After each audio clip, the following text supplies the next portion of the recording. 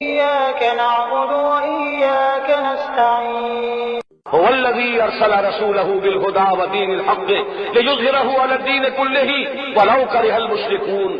وہی تو ہے اللہ جس نے بھیجا اپنے رسول کو صلی اللہ علیہ وسلم الہدا یعنی قرآن حکیم دے کر ودین الحق اور دین حق دے کر تاکہ غالب کر دے اسے کل کے کل دین پر تمام ادیان پر، خواہ یہ مشرکوں کو کتنا ہی ناگوار ہو انشاءاللہ العزیز، بلکہ یقیناً یہ ہونا ہے. خبر دی ہے محمد رسول اللہ صلی اللہ علیہ وسلم نے.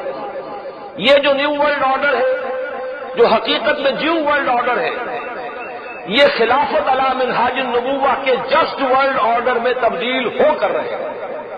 پورے عالم عرضی پر نظام خلافت قائم ہو کر رہے گا. حضور کی دی ہوئی پیشن گوئی ہے. حضرت نعمان ابن بشیر سے حدیث ہے، حضور نے 5 ادوار گنوائے اپنے زمانے سے لے کر قیامت تک. پہلا دور نبوت، دوسرا دور خلافت علی منہاج النبوہ، تیسری ظالم ملوکیت، چوتھا دور مجبوری کی غلامی کی ملوکیت، 5واں دور پھر خلافت علی منہاج النبوہ. مسند احمد ابن حنبل کی روایت ہے، اور روایت یہ قول کس کا ہے؟ محمد رسول اللہ صلی اللہ علیہ وسلم کا. وہ ہو کر رہے گا. اور نمبر 2 یہ کہ جب یہ دوبارہ خلافت علی منہاج النبوہ کا نظام قائم ہوگا تو اب یہ کسی ایک رقبے پر نہیں ہوگا، محدود علاقے میں نہیں ہوگا، پورے کرۂ ارضی میں ہوگا.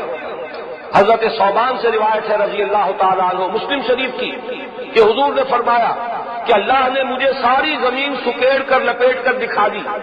میں نے اس کے سارے مشرق دیکھ لیے، سارے مغرب دیکھ لیے. اور سن لو، میری امت کی حکومت ان تمام علاقوں پر قائم ہو کر رہے گی کہ جو مجھے اس طرح زمین کو سکیڑ کر یا لپیٹ کر دکھا دیے گئے.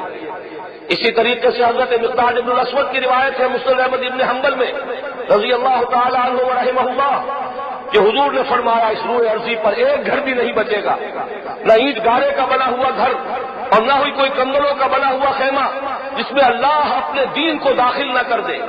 یہ دین یا تو داخل ہوگا گھر والے کے اعزاز کے ساتھ کہ وہ اسلام لے آئے گا، اور یا اس کی توہین کے ساتھ کہ وہ اسلام تو نہیں لائے گا، اسلام کی بالادستی کو قبول کرنے پر مجبور ہوگا.